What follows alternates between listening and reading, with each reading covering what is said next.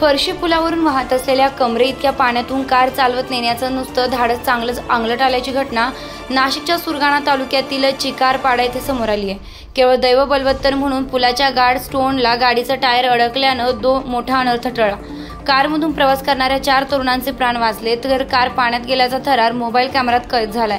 रविवारी 5 ऑगस्टला ही घटना घडली असून स्थानिक नागरिक मज्जाव करीत असतानाही चालकाचं नुसतं धाडस करणं चांगलंच महागात पडलं।